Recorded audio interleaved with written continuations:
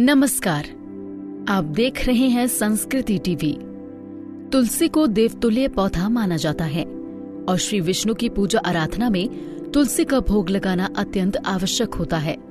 ये तो आपको पता ही होगा कि तुलसी जी भगवान विष्णु की प्रिय है, लेकिन क्या आप इसके पीछे की वजह जानते हैं? अगर नहीं तो चलिए आज की इस वीडियो में बताते हैं आपको इससे जुड़ी एक पौराणिक कथा। तुलसी पूर्व जन्म में एक लड़की थी जिसका नाम वृंदा था। राक्षस कुल में जन्मी ये बच्ची बचपन से ही भगवान विष्णु की भक्त थी। जब वो बड़ी हुई तो उनका विवाह राक्षस कुल के ही दानवराज जलंधर से संपन्न हुआ। राक्षस जलंधर समुद्र से उत्पन्न हुआ था। वृंदा बड़ी ही पवित्र स्त्री थी।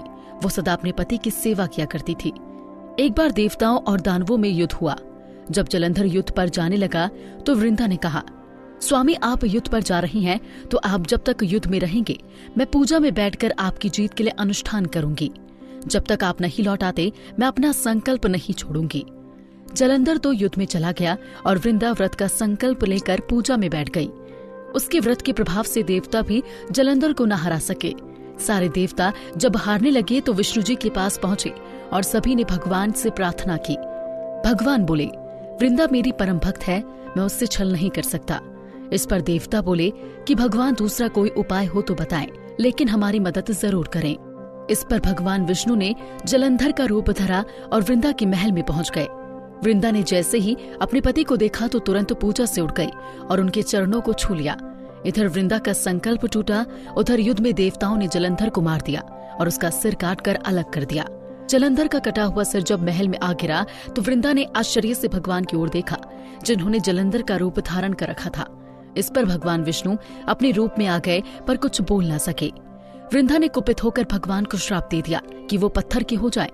इसके चलते भगवान तुरंत पत्थर के हो गए। सभी देवताओं में हाहाकार मच गया। देवताओं की प्रार्थना के बाद वृंदा ने अपना श्राप वापस ले लिया। इसके बाद वो अपने पति के सिर के साथ सती हो गई। उनकी राख से एक पौधा निकला। तब भगवान विष्णु जी ने उस पौधे का नाम तुलसी रखा और कहा कि मैं इस पत्थर रूप में भी रहूंगा, जिसे शालिग्राम के नाम से तुलसी जी के साथ पूजा जाएगा। इतना ही नहीं, उन्होंने कहा कि किसी भी शुभ कार्य में तुलसी के भोग से पहले कुछ भी स्वीकार नहीं करूंगा। तभी से ही तुलसी जी की पूजा होने लगी। कार्तिक मास में तुलसी जी का विवाह शालिग्राम जी के साथ किया जाता है।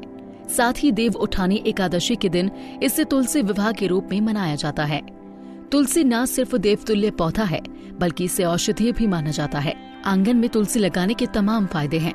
माना जाता है कि जिस घर में दुख दरिद्रता का वास होता है उस घर में तुलसी यानी लक्ष्मी का वास असंभव है।